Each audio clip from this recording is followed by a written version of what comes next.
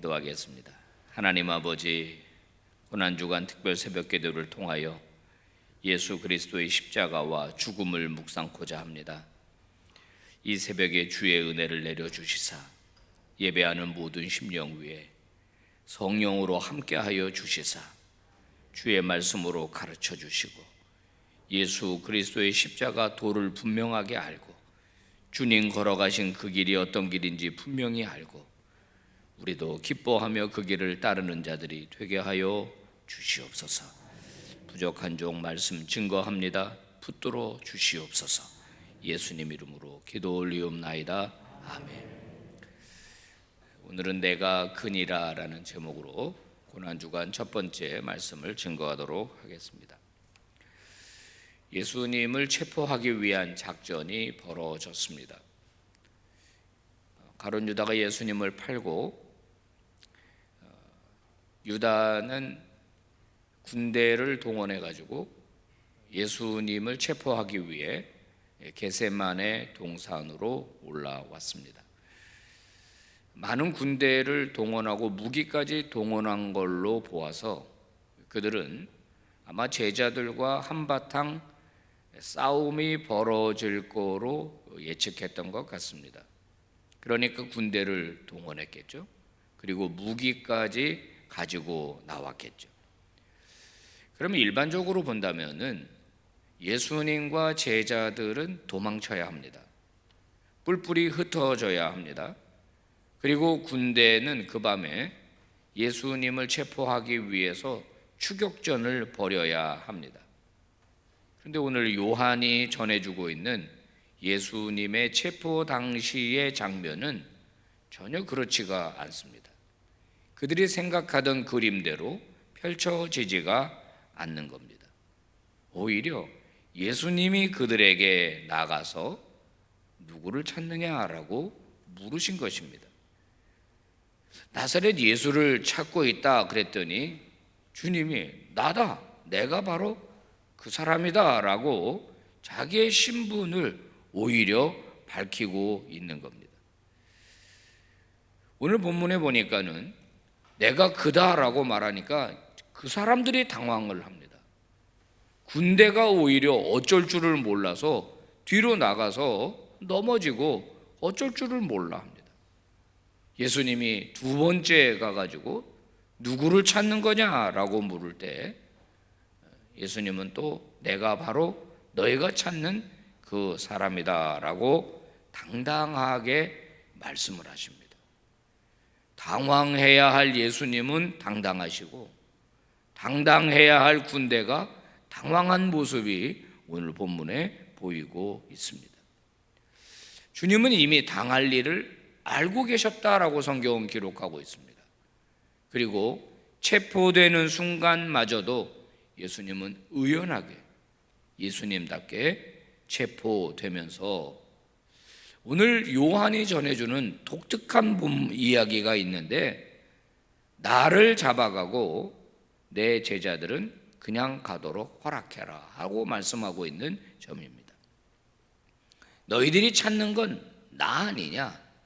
그러니까 나를 잡아가고 이 제자들은 자유롭게 갈 수 있도록 풀어줘라. 일종의 예수님이 지금 협상을 하고 계신 겁니다. 뭘 발견하나요? 체포되는 순간조차도 예수님의 목숨이 위협받는 그 순간조차도 자신의 제자들을 끝까지 사랑하시는 예수님의 모습을 우리가 발견할 수 있습니다. 여러분, 이 모습은 마치 목자가 자기 양을 사랑하되 끝까지 사랑하는 것 같은 모습을 우리가 보게 되는 거죠. 예수님께서 요한복음 10장에서 나는 선한 목자라 이렇게 말씀하셨습니다. 한번 우리 같이 봉독을 해 볼까요? 시작. 나는 선한 목자라. 선한 목자는 양들을 위하여 목숨을 버리거니와 삭구는 목자가 아니요 양도 제 양이 아니라 이리가 오는 것을 보면 양을 버리고 달아나나니 이리가 양을 물어가고 또 해치느니라. 예수님은 싹군 목자와 선한 목자로 구분하시면서 나는 선한 목자다.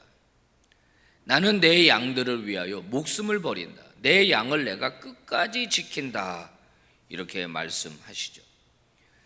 스승을 파는 배신자와는 대조적으로 예수님은 자기 자신을 내어주면서 자신의 제자들을 보호하셨습니다. 예수님의 이 모습은 마태복음 28장에서 복음 전하는 제자들에게 너희가 환난을 당하나 담대하라. 내가 세상 끝날까지 너희와 항상 함께 있으리라 하신 말씀을 생각나게 합니다. 예수님이 우리의 선한 목자다라고 우리는 고백하기를 좋아합니다. 그렇다면 나는 그의 양이라고 하는 것이 전제되어야 합니다. 양은 매우 순한 동물로 알려져 있지만 고지식하다고 하죠. 가는 길로만 가고 그 장소에만 머물고 자기가 전략적으로 판단해서 장소를 바꾼다든가 위치를 바꾼다든가 그렇게 안 한다는 겁니다. 이동할 때도 앞에 양이 가면 그 뒷공무니만 졸졸졸 따라다닌다는 거예요. 앞에 있는 양이 구덩이에 빠지면 피해가는 게 아니라 뒤에 있는 양도 똑같이 구덩이에 빠진다는 거예요.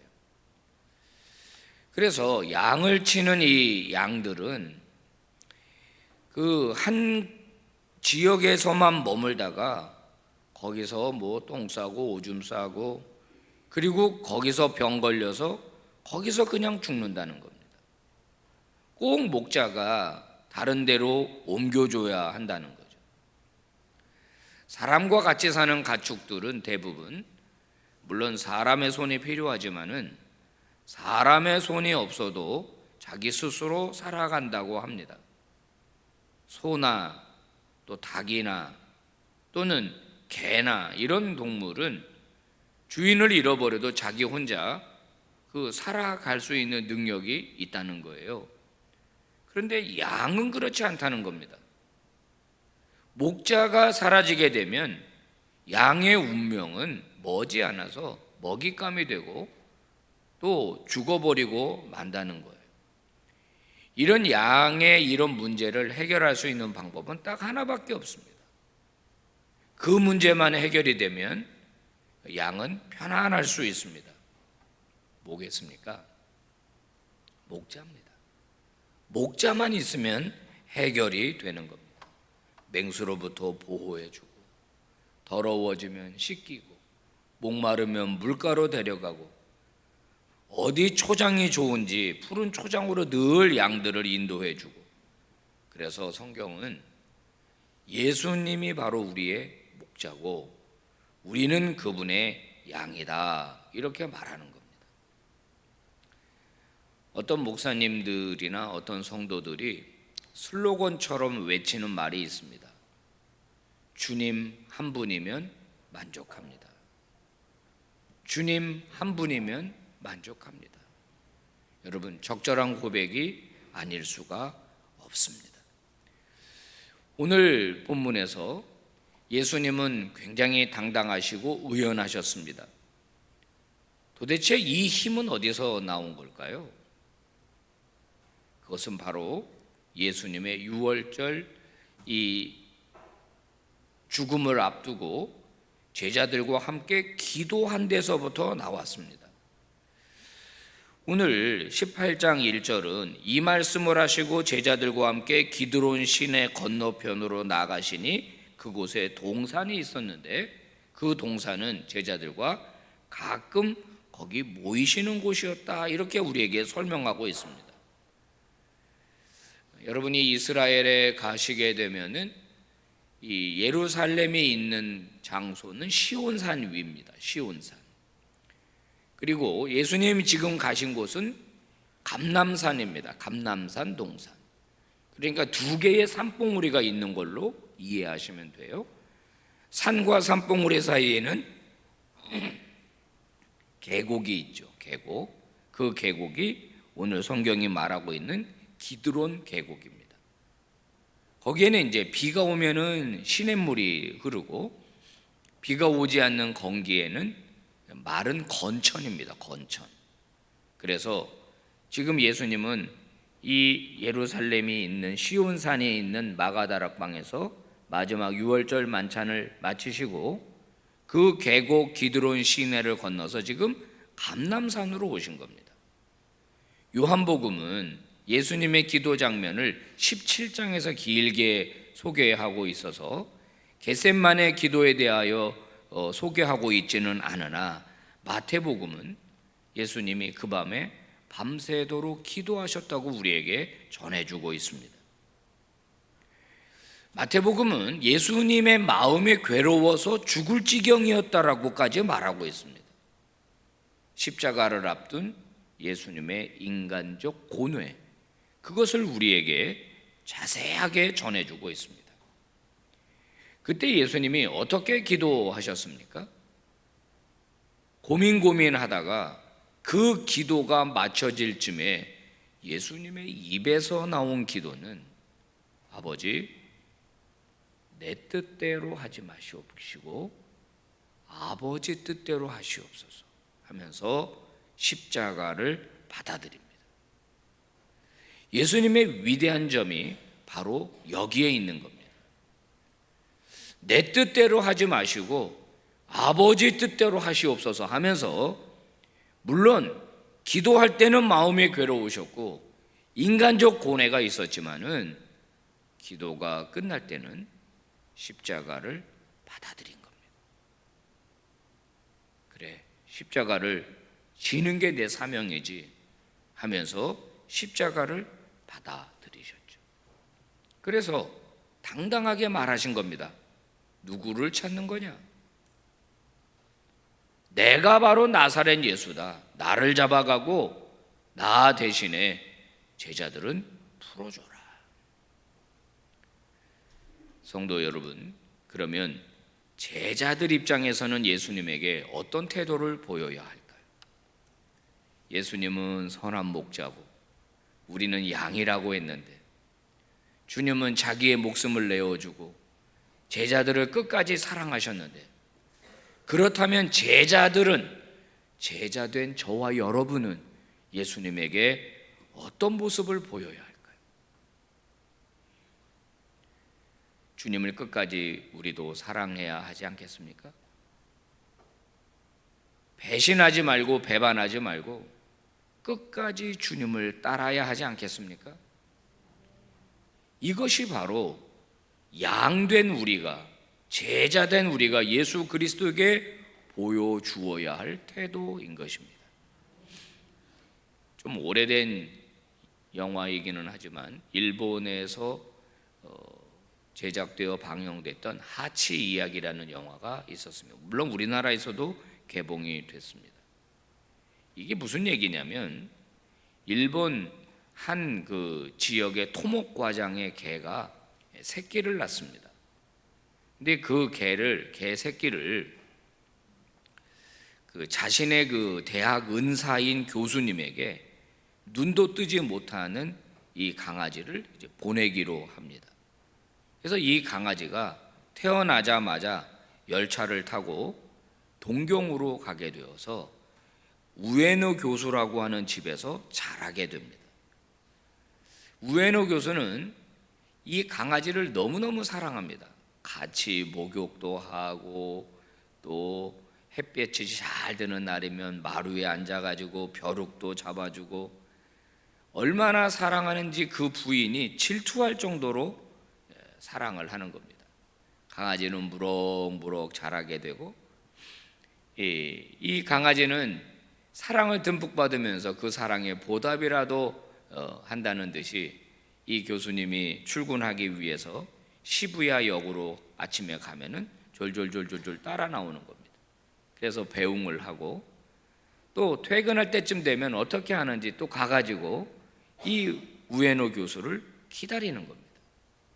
이게 매일 반복이 되는 거예요.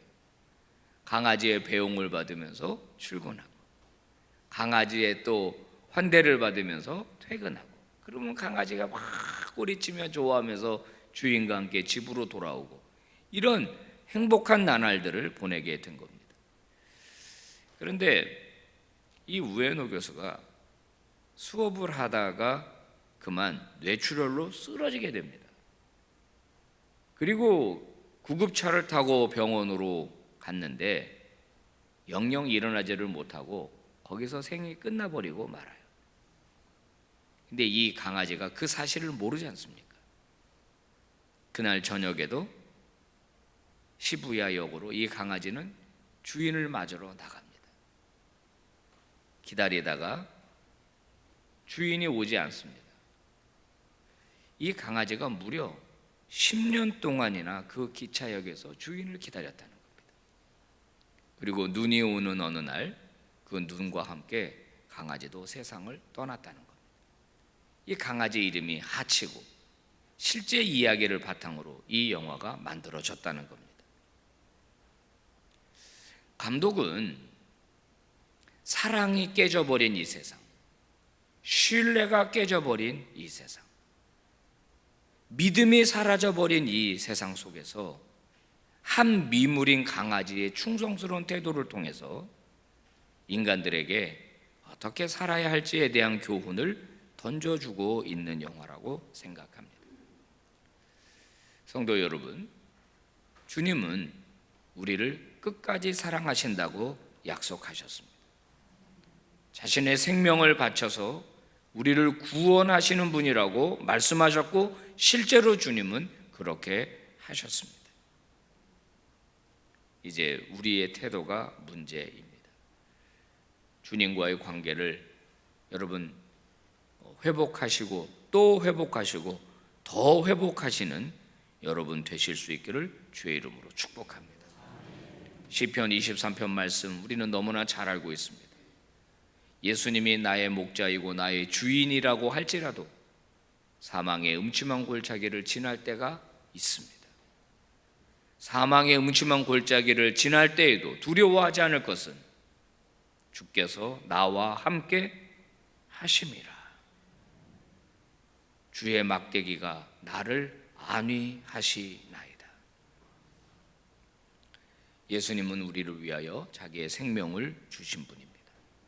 우리는 그 선한 목자이신 예수님을 끝까지 신뢰할 수 있어야 할 것입니다. 주님은 언제나 우리와 함께 하십니다. 결코 우리의 손을 놓지 않고 계십니다. 그런 주님 앞에 저와 여러분도 신실한 태도를 보이고 끝까지 주를 사랑하고 주를 따르는 그런 믿음의 종들 되시기를 바랍니다. 기도하겠습니다. 거룩하신 하나님 감사합니다. 오늘도 저희들에게 말씀 주셔서 감사합니다.